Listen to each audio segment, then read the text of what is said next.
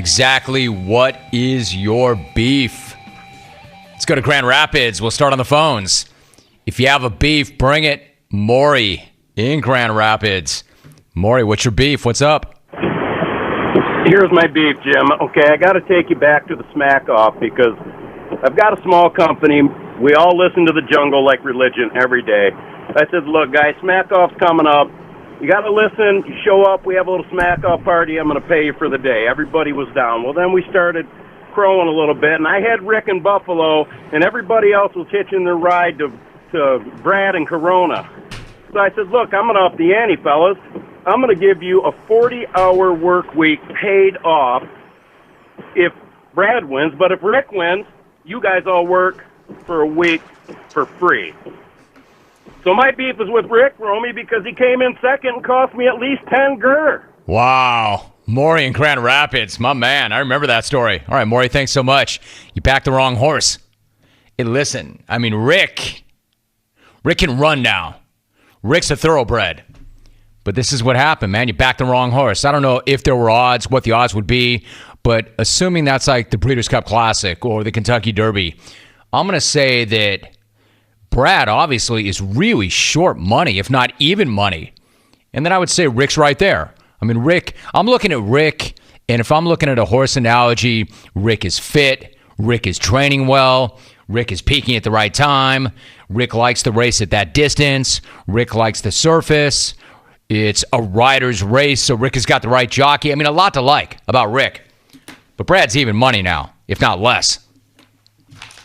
So you backed the wrong horse. He's like, my beef is with Rick. That guy cost me 10 grand. Rick ran a winning race, but he's going up against Secretariat, man. He's going up against the best of the best. Rome, my beef is with my fiance not replacing the toilet paper roll when it's empty.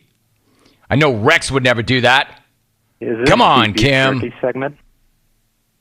We don't need bathroom humor. And how many times has she beefed with you about leaving the seat up? Rome, I have no beef, as I'm a cheese nibbler. However, my neighbor does have a beef because I crank Stephen Percy and the boys at a volume of 10.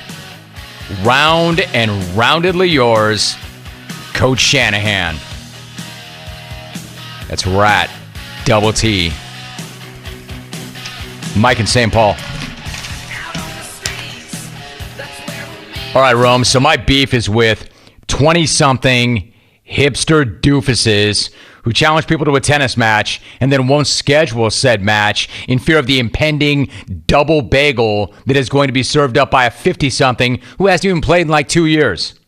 What kind of a scared coward would pull this BS, Romy? Son, homie in Newport Beach, actually on Marigold and CDM and still undefeated versus the XR4 Ti and Jungle on air talent. Whatever any of that means, Holmes. Let's go to the phones. It's your What's Your Beef segment. Let's go to San Diego. Justin in San Diego.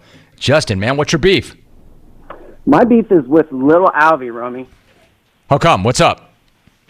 Because at least 5 different occasions this week and last week you've said smash, and you failed to reference the smash homo-scene.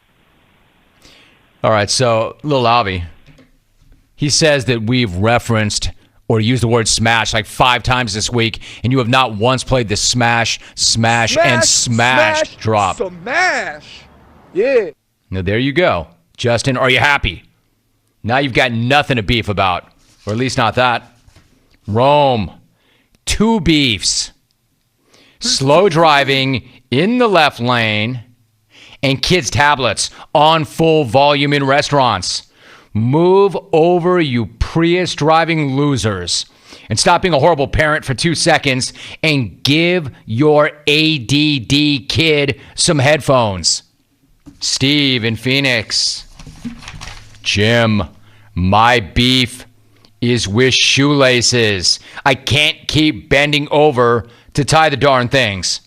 That's why all my sneakers have Velcro. Signed, Rit. It's lit! My favorite part about that, Rit, was I was reading that, you were chuckling, not knowing that it was about you, old man.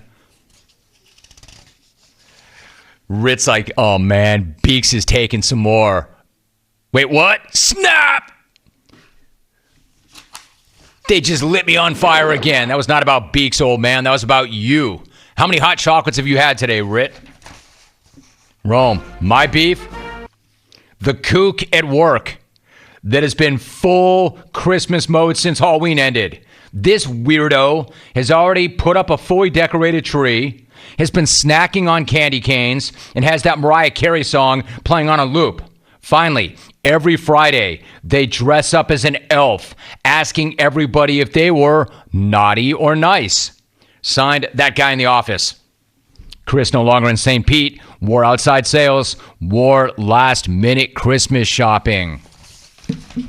What's your beef? You're doing better today. Today's a better beef day than Tuesday was. Rome, what's my beef? McDonald's drive-thru. When I order a combo number 1, and they ask if I want fries and a drink with that. I asked for a combo. That means a combination of burger, fries, and drink. Wore fake silk. Calling the show later today. Come on. Come on. Come on. Come on.